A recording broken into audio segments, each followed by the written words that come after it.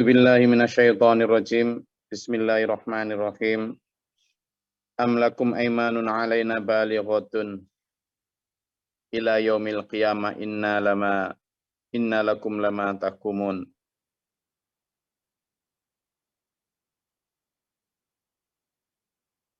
Jadi kalau kemarin disindir Allah dengan kalimat,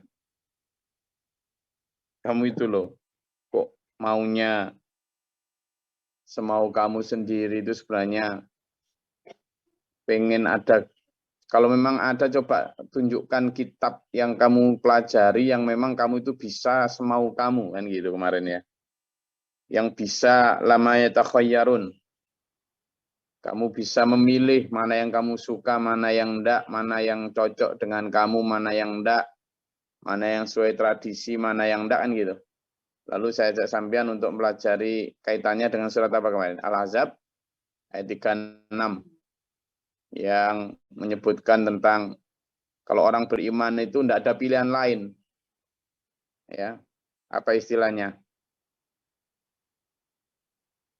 Maka nalahumul khiyarah. Tidak ada pilihan lain buat orang beriman itu kecuali sami'na wa ta'na. Ya. Begitu Ken. Sami'na wa ta'na Ken. Ya.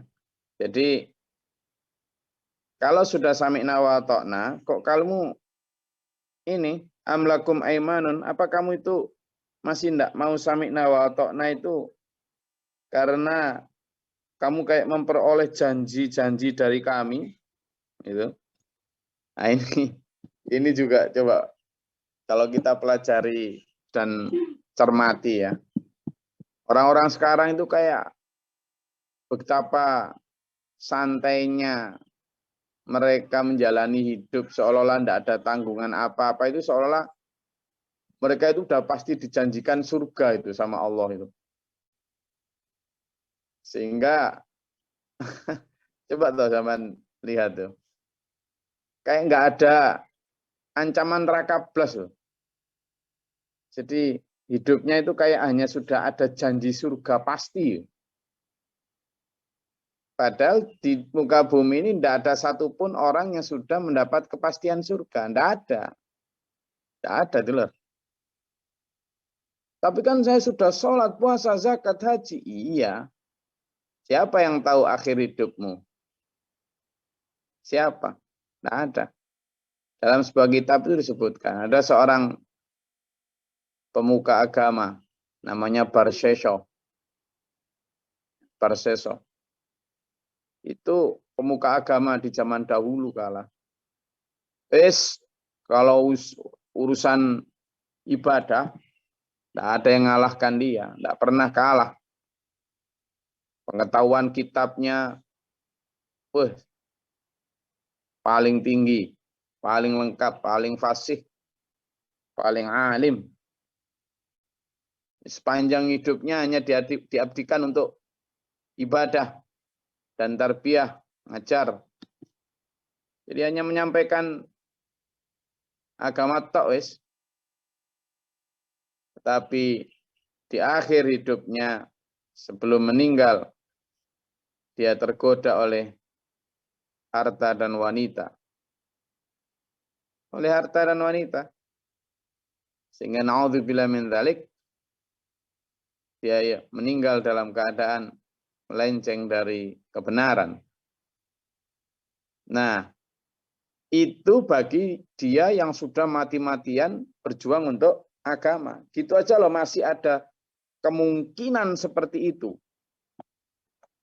Lah apalagi yang hidupnya tidak begitu. Itu loh. Sehingga ini kok kamu itu kayak sudah ada janji dari Allah, dari kami kata Allah. Bahwa oke-oke saja dan kamu bisa memilih agama itu berdasarkan apa yang kamu mau. Kamu juga bisa memutuskan hukum itu sesuai semau kalian. Kalau ceramah, ini mesti bener ini. Jadi ini penting, ini penting. Jadi yang lain enggak penting. Ini penting tak sampai noy. Yang lain nggak penting. Ini orang ini orang bener, wis pasti iki sing bener. Yang seperti itu yang menafikan kebenaran lain itu, yang seolah-olah ada janji surga. Wis mesti ngene iki, sing bener ngene iki. Dan sering menebak-nebak maksud Tuhan. Jadi Allah itu ngene, maksudnya Allah itu gini. Tentang sesuatu yang sifatnya hanya Allah yang tahu. Kecuali kalau kita itu menerangkan tentang apa yang memang Allah sudah tuliskan dalam Al-Quran dan hadis. Allah berkehendak semacam ini, kita boleh menyampaikan, tapi kalau menebak-nebak. Nah, ini yang disindir di dalam ayat 39. Kamu itu hidup kok kayak sudah ada janji dari Tuhan bahwa pasti kamu benar, kamu selamat, kamu bebas, dan kamu juga ada janji seolah-olah kamu boleh memutuskan, menafsirkan agama itu berdasarkan mau kalian. Kapan Tuhan begitu? Gitulah ayat ini itu ya. Salhum ayyuhum bidzalika za'im. Tanyakan kepada mereka Muhammad, siapa di antara mereka yang bertanggung jawab terhadap keputusan yang diambil itu? Coba kalau mereka memang misalnya mengambil, menafsirkan, menyampaikan dan mengamalkan Al-Quran atau kitab mereka lah. Kalau waktu itu ya kitab baik Taurat maupun Injil. Kemudian berdasarkan keinginan mereka, siapa yang tanggung jawab? Am lahum syuraka'u falyatu bi syurakaihim in kanu shadiqin. Ataukah mereka mempunyai sekutu? Sekutu ini dalam arti ya pendamping apapun, dalam bentuk roh-roh halus atau yang mereka anggap sebagai di waktu itu zaman Arab misalnya Lata dan Uzza itu kan dewa terbesar ya, patung terbesar. Kalau patung-patung lain banyak di sekitar Ka'bah waktu itu, misalnya patung untuk kesehatan sendiri, patung untuk pertanian panen sendiri, patung untuk nikah sendiri, patung untuk macam-macam ya. Nah, yang paling besar itu mereka dah sekutu-sekutunya atau teman-temannya yang bisa mempertahankan keputusan itu. Kata Allah, falyatu bisyurakaihim. Coba datangkan mereka dengan sekutu-sekutu mereka. Nah, dulur, kalau kita lihat ayat-ayat ini, baik mulai ayat 39, 40, 41, tiga ayat ini benar-benar menohok kita di zaman sekarang juga ya. Supaya kita tidak merasa bahwa apa yang sudah kita pelajari itu kayak sudah menjamin kita surga. Makanya di SPMA ini sampean benar-benar dikorek dan dikoreksi habis. Nah, dikorek dan dikoreksi. Kalau dikorek itu kan diaduk, dibersihkan betul. Lalu dikoreksi itu dievaluasi betul. Makanya kalau insya Allah ngaji di SPMA itu pisau analisis yang dipakai itu kan tajam sehingga mengiris sampean sampai ke lapis terbawah. Apa fungsinya? Memang di awal kita itu akhirnya merasa kayak dikuliti ya. Merasa kayak disinggung terus. Tetapi dengan itu sampean akhirnya sampai ke kerak persoalan yang paling bawah. Karena seringkali kita ini hanya berbicara di kulit saja itu. Hanya berbicara di hal-hal yang sifatnya casing. Sehingga tidak mengakar kalaupun tanaman dan enggak tuntas ketika menyelesaikan persoalan. Nah, sampean di sini tak ajak begitu ya. Tapi sabar ya. Sabar ya. Sabar. Soalnya memang ya kayak peringatan-peringatan Allah ini kan hanya untuk orang-orang yang sabar ya. Yang sabar sambil ngantuk gitu ya.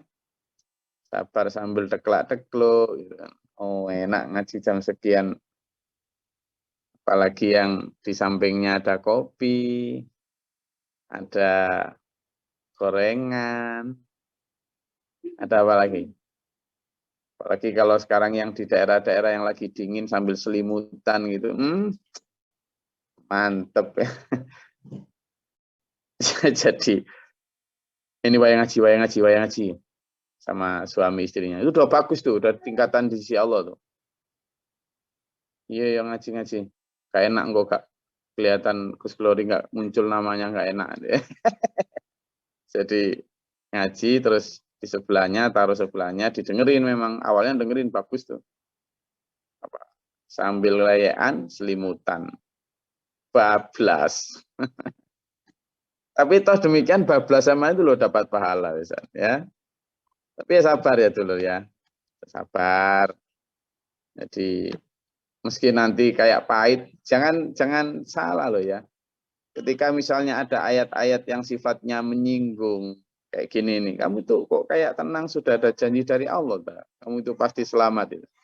Ayat-ayat yang nyinggung-nyinggung kayak gini itu nggak hanya kena sampean loh ya, kena saya juga. Jadi saya itu hanya membacakan untuk kita semua, jadi bukan hanya untuk sampean. Saya sering setelah ngaji begini ini, lalu nanti di rumah itu ya saya sampaikan untuk memperdalam lagi, mempertajam analisis dan evaluasi untuk saya, istri, dan anak-anak. Oh, tadi loh, ayat ini begini, kena kita itu. Itu, jadi kalaupun itu misalnya obat pahit, bukan hanya sampean yang menelan rasa pahit itu, saya juga. Kenapa? Karena saya juga merasa punya penyakit-penyakit yang disoroti Quran itu. Saya masih kerap sombong, masih kerap gampang marah, masih kerap gampang curiga, kadang masih sering meremehkan orang. Saya rasa itu. Gitu. Ya, kadang mungkin kurang adil terhadap sesama. Si A kalau bertamu, saya menyambutnya dengan antusias. Kalau si B bertamu, saya menyambutnya dengan biasa. Kalau si C bertamu, saya menyambutnya dengan ogah-ogahan.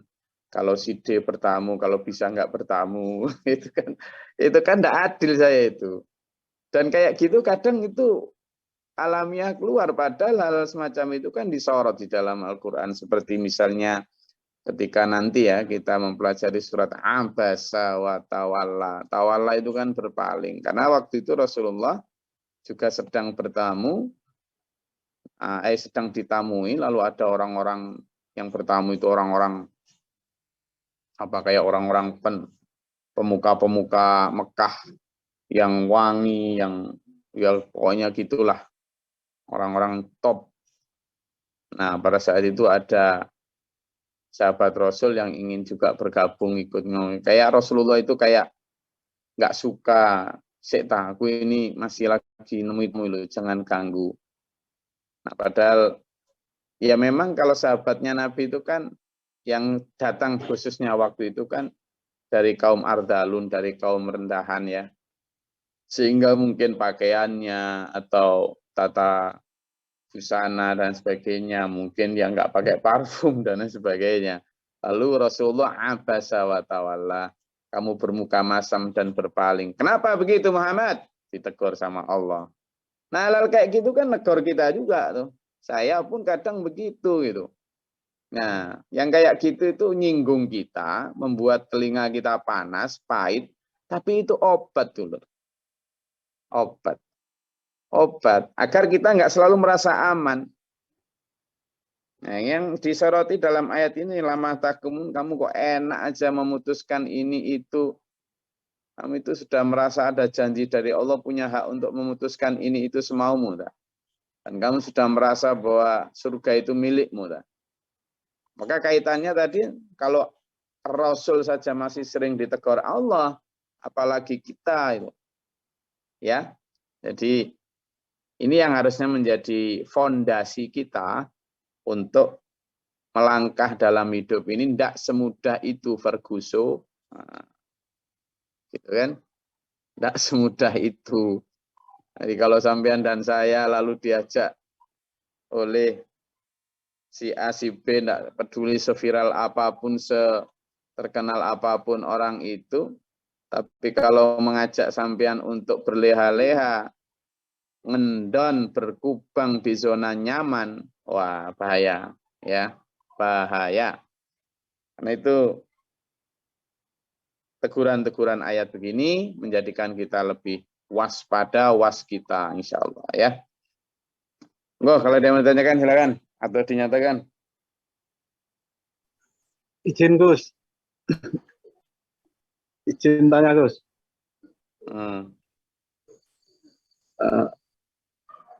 Okay. Ini dari teman saya Gus. Orang tuanya kan meninggal. Lalu dikajikan hukumnya mengajikan orang yang meninggal itu bagaimana Gus? Ini satu. Dan kedua, berkenaan dengan yang mengadakan, dia kan membayar 7 juta lalu mendapat sertifikat kaji. Gimana Gus? Maksudnya bingung. Orang kaji titip tah. Oke. Boleh ya, orang haji dihajikan itu ada dalilnya. Jadi namanya haji badal. Haji badal itu boleh.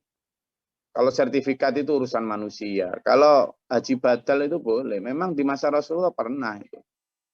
Seorang sahabat yang ingin menghajikan ibunya, karena ibunya memang sudah nazar mau berangkat, tapi ternyata tidak sempat berangkat. Sehingga si anak ini tanya sama Rasulullah, ya Rasulullah gimana kalau saya menghajikan ibu saya? Dan kemudian sama Rasulullah boleh. Memang ada dalilnya itu. Jadi tidak masalah. Ya, tidak masalah. Kalau tentang sertifikat, itu urusan manusia. Malaikat tidak lihat sertifikat. Maksudnya gini Gus, kan orang tua meninggal sudah lama, sudah lama meninggal.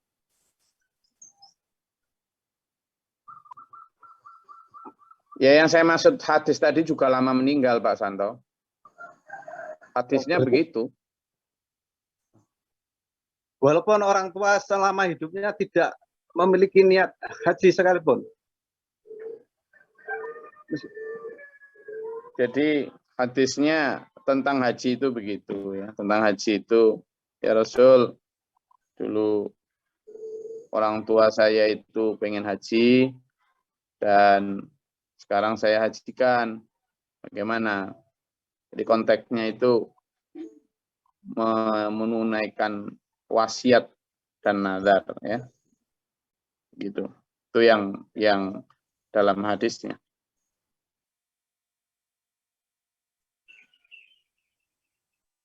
Bagaimana Gus kalau nggak ada nazarnya orang tuanya itu, apakah kita boleh menghajikan? Saya rasa enggak ya. Saya rasa enggak ya. Karena hadis itu bicara tentang wasiat dan tentang nazar ya. Jadi karena kalau bicara dia tidak ada nazar, tidak ada wasiat, sudah terputus semua amal itu ya. Tidak bisa. Kecuali 3 itu. Amal soleh, amal syariah, ilmu bermanfaat, dan anak yang soleh. Jadi kalau dia tidak ada nazar dan tidak ada wasiat, yang dibolehkan tadi kan karena itu.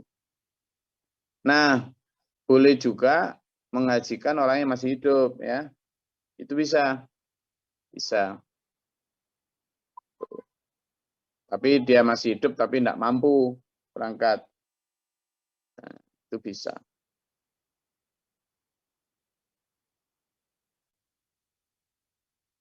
Sebelum sampean haji, tunaikan dulu kemampuan sosial sampean ya.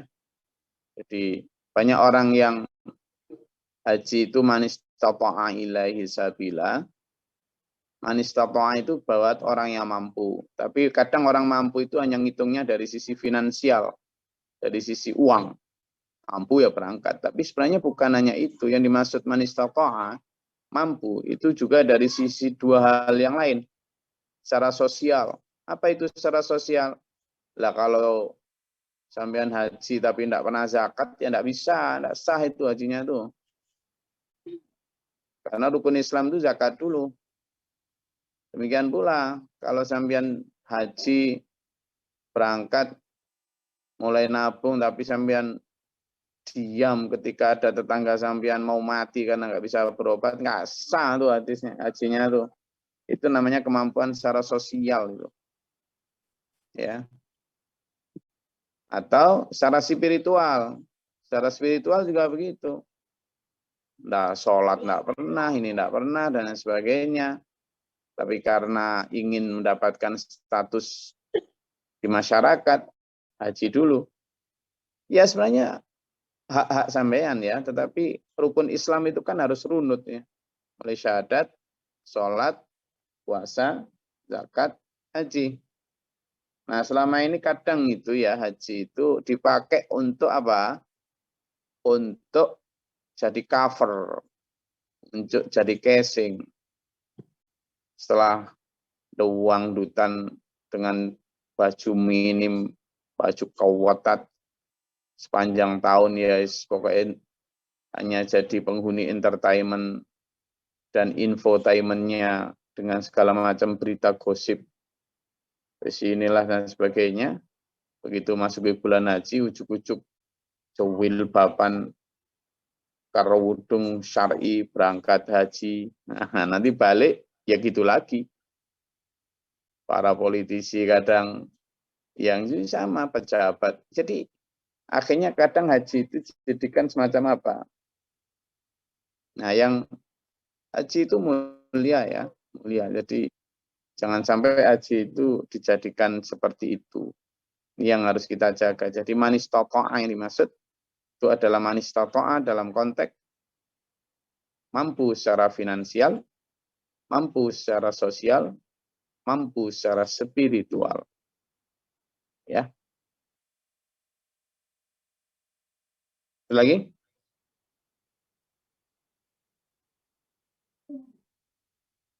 Silakan. Kalau ada yang mau dinyatakan, silakan. Izin Gus. Monggo. Ya. Terkait kali kita kaji selama kula sebelum di SPMA itu merasa sudah aman sebagaimana yang kita kaji dalam pagi hari ini. Merasa sudah kalau sudah mengamalkan sesuatu itu rasanya sudah aman. Tapi setelah saya di SPMA ada 3 proyek besar, utamanya yang 3 proyek besar kedua yang melatih diri mengetahui musuh gaib setan itu Gus. Hari-hari cengkiling atas kelemahan, kekurangan atau gangguan setan itu hampir rasanya saya seperti ini Gus. Lah iya koyok ngene abote ngadepi setan sing nduk ngene awak dhewe iki koyok ngene kok. Terus saya harus berdakwah ke orang lain. Nah, itu akhirnya semacam melemahkan melemahkan dakwah Gus. Karena saking ngabote, saking beratnya menghadapi gangguan setan yang setiap hari hampir ya berat sekali dan hampir nggak ada kesempatan untuk berdakwah ke orang lain Gus. Karena nyengkilingi kesalahan atau gangguan yang setiap hari terasa berat sekali. Ngapunten Gus, terus pundi? Kula ngalami kados ngoten Gus.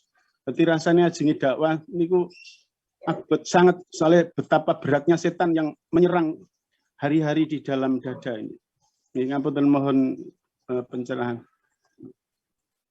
Suara dalam hati yang wah ngadepi setan ya abote ngene kok. Ngadepi setan aja beratnya kayak gini kok mau dakwah ndak ah. Itu juga suara setan. Jadi suara yang muncul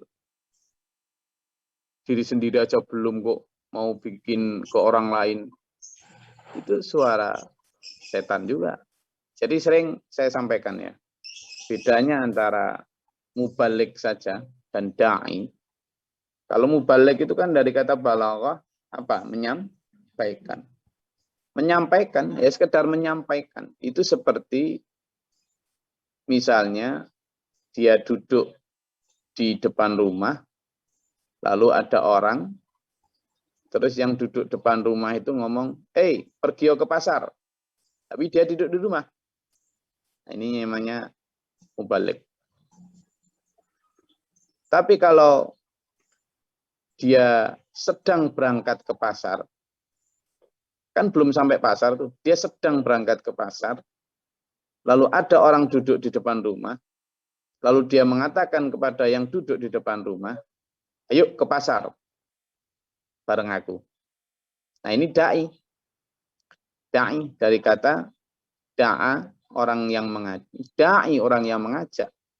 Jadi mengajak ini dalam konteks bersama dirinya. Pak Yono merasa bahwa sedang bertempur melawan setan, sedang menuju kebaikan. Maka menuju kebaikan ini kan belum baik memang. Memang belum sampai pasar kan gitu. Maka pada saat ini sampean jadilah da'i dengan mengajak orang yang diam duduk tidak sedang menuju kebaikan, ayo bareng aku menuju kebaikan. Gitu. Nah, sampean salah ketika hanya duduk saja tapi nyuruh orang kepada kebaikan. Tapi kalau sampean juga sedang berjalan menuju kebaikan, tentu saja belum sempurna ya. Tentu saja ada yazidu wa yanqus, keimanan naik turun, bertambah berkurang, fluktuatif, tetapi sampean dalam konteks sedang menuju sana. Maka singkirkan kalimat-kalimat atau bisikan setan yang lain, karena itu juga setan. Wah, ngelawan setan aja susahnya kayak gini, kok mau ngajak orang. Ya saya ini justru karena susah, nah ini kuncinya. Justru karena susah, justru karena berat ngelawan setan, saya butuh bantuan teman-teman lain untuk bersama-sama melawan setan. Itu. Karena kalau saya melawan sendiri kalah. Karena itu saya butuh teman, lingkungan. Nanti kalau lingkungan kita juga sama-sama melawan setan, enteng saya. Misalnya begini, sampean hidup di satu komplek lingkungan, terus sampean ngantuk, ngaman ngantuk. Sampean kan sedang ingin melawan godaan kemewahan dan lain sebagainya. Ini kan godaannya berat nih.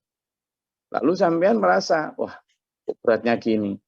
Sampean akan makin berat kalau tetangga ternyata istri sampean, anak sampean, atau tetangga sampean sedang berlomba kepada kemewahan. Kan akhirnya sampean berjalan sendiri tuh. Nah maka ajaklah istri anak untuk juga berjuang melawan hubud dunia. Nanti kalau mereka sudah benar-benar sama-sama Ubalillah, mencintai Allah, enteng jalan sampean melawan hubud dunia tadi gitu loh. Demikian pula begitu satu keluarga sampean sudah enteng, tetapi kalau teman, kerabat, tetangga ini juga sedang berlomba hubud dunia, berat lagi gitu loh. Maka kemudian sampean ngajak tuh tetangga, kanan kiri, kerabat, ayo bareng yuk melawan ini karena berat banget gitu. Jadi sebenarnya dakwah itu tidak hanya sekedar menyampaikan, tetapi sedang mencari tim, delek bolo, pasukan untuk melawan setan. Konsepnya begitu. Masih ingat 7 hal yang membuat kita kalah dari setan itu. Satu diantaranya adalah karena jumlah mereka itu banyak, tidak pernah berkurang. Sementara kita ini jumlahnya makin dikit, mati. Gitu kan? Maka biar tambah banyak, yo ayo ndelek bolo. Nyari. Konsepnya begitu. Konsep yang lain juga seperti yang didahulukan Pak Guru Mokhtar, kita lah diajari melihat orang salah dosa itu seperti melihat anak kecil kejebur sumur, jangan lempari batu tolonglah. Seperti melihat rumah kebakar, jangan siram bensin tapi siramlah air. Tapi yang paling ini adalah seperti melihat burung kecil yang dicengkram kucing. Kalau mau menyelamatkan jangan burungnya yang diotok-otok, kucingnya pukul biar lepas, burungnya bebas. Manusia ketika salah dosa karena dicengkeram setan. Jadi konsep kita dalam berdakwah itu kasihan. Kita doakan mereka. Dan dakwah itu kan tidak hanya sekedar ngomong loh, tapi juga mendoakan, memberi contoh. Itu dakwah. Itu. Jadi nanti biar nggak giroh dakwahnya berkurang karena kita sedang nyari teman nih untuk nawur. Kan tawuran kita ini kan. Nah, kalau tawuran sampean tok sendiri lalu setan gitu banyak ya kalah. Makanya sama tawuran delek bolo rek gitu loh. Delek bolo kanggo tawuran bareng. Sitoke nggo watu, sitoke nggo kayu, satunya bawa apa? Pentungan, sebenarnya bawa gitu. Jadi makanya harus mereka ngeroyok kita ya kita keroyok balik. Itulah fungsinya dakwah gitu ya.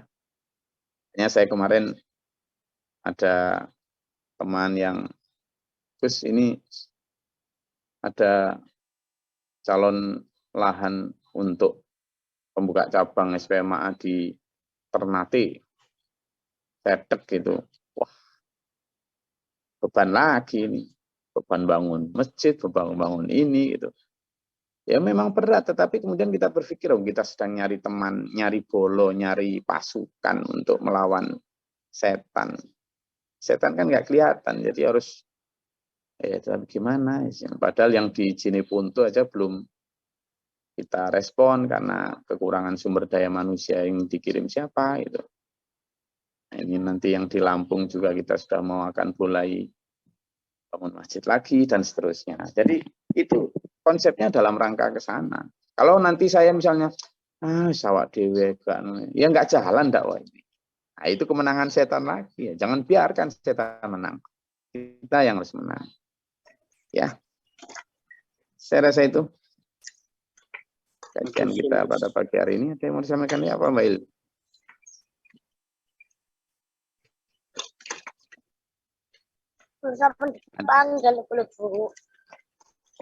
Salah pencet ini Mas Dora. Ya. Oke, terima kasih. Mudah-mudahan bermanfaat dan berfaedah. Allah merahmati kita. Tetap semangat ya. Jadi tadi saya ajak sampean keep alert, ajak waspada itu bukan dalam arti kemudian tak takut-takuti sampean lalu jadi lemos, enggak ya, justru tak ajak untuk semangat, untuk bergandengan tangan, untuk saling menguatkan, untuk saling membantu. Okay? Dan Allah merahmati meridai kita, menuntun kita, menguatkan kita, menjaga kita, memberi kita dengan guyuran ampunan rahmat dan ridhonya. Ila akhirnya hayat husnul khatimah. Allahumma shalli wa sallim barik ala sayyidina Muhammad. Allahumma fil mu'minin wal mu'minat wal muslimin muslimat ala Allahumma atina fi man hadait wa afina fi man afait wa lana fi man tawallait wa barik lana fi ma atait wa qina syarra ma qadait fa innaka astaghfiruka wa atubu ilaika sallallahu alaihi sayyidina Muhammad. Allahumma da'fa'na al-bala wal waba wa hasdina min al-jinn. Rabbana wa la taj'alna fi qawmin zalimin. Allahumma arfa' darajatana. Allahumma tahil lana baba sama baba rahmatika. Allahumma anzil alaina rahmatan bi yadatin qatina. Rabbana man afaqtu bina ma syahidina bana la tusih qulubana fa'ta idza taytana wa qran. Wa arina manasikana tub alaina innaka tawwabur rahim. Rabbana atina fid dunya hasanah wa fil akhirati hasanah. Rabbana afrigh lana sabra wa tawaffana muslimin. Rabbana taqabbal du'a. Rabbana fa'afu. Subhana rabbika rabbil izzati amma yasifun. Salamun alal mursalin. Assalamualaikum warahmatullahi wabarakatuh.